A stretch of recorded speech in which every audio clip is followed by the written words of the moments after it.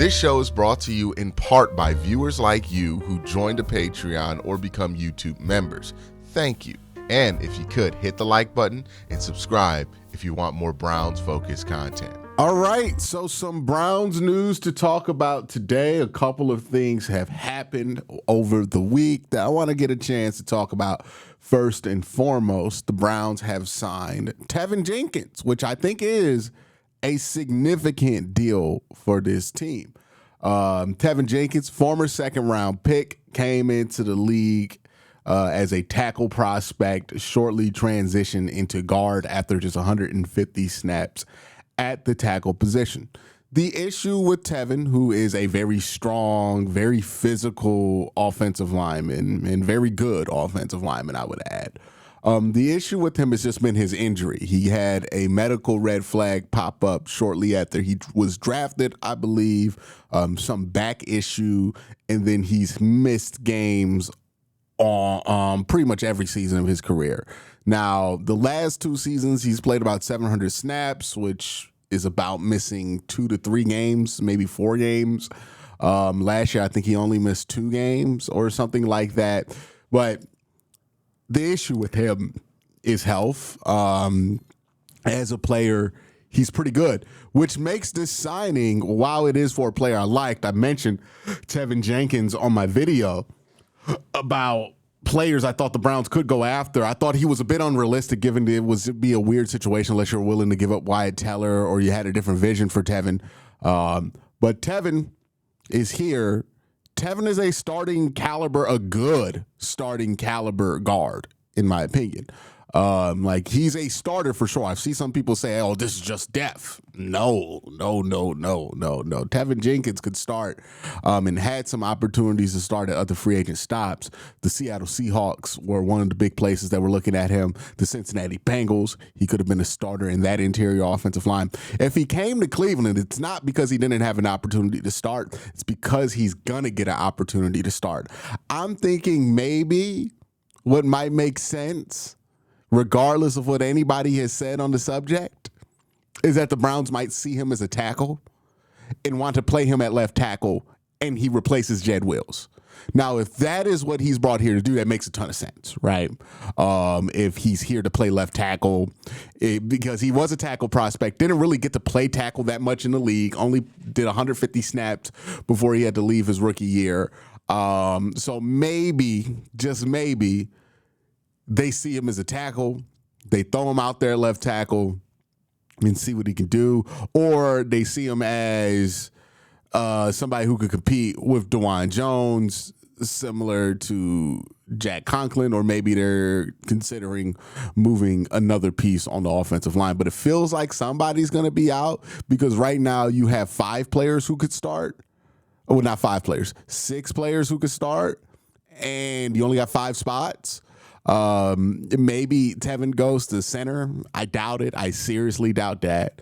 But, I don't think he signed in Cleveland to be a utility guy. That's my gut feeling about it. I think he's too good of a player with too many options this offseason to have to do that. Now, the Browns have been, if they've been aggressive in anything, have been their most aggressive with the line of scrimmage, right? Defensive interior, they've signed a couple of guys. Offensive line, they've signed a couple of guys. I think that tells you a little bit about what they might do or might not do in the draft. If they see Teven Jenkins as a tackle, then that might be it for tackle in this draft. They might not see it as a need to wait and cross their fingers for Josh Connerly or somebody like that in the second round. We'll see what happens there. Still a lot of not concern, but a lot of question about what Tevin's role is going to be in Cleveland. He's a good player.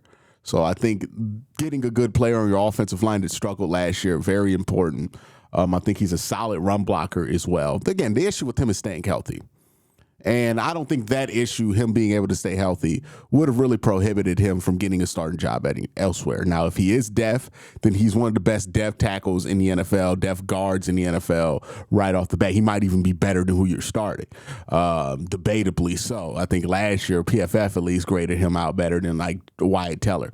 So Tevin, really good player, just has to stay healthy, 27 years old. So like that about him. The question is, how much money did it cost? The figures aren't out yet. I waited till like 5:30 before posting this to see if figures came out. If figures do come out, I will add it here in this video. But if nothing comes out, then that's just going to be in the video. But yeah, Tevin Jenkins, I like him. I like the signing. I'm just wondering where he slots, and this feels like another domino is about to fall here. Speaking of things the Browns had going on, Jerome Baker, linebacker prospect, Cleveland native, visited the Browns. He's a linebacker, not a prospect, but he's a veteran linebacker.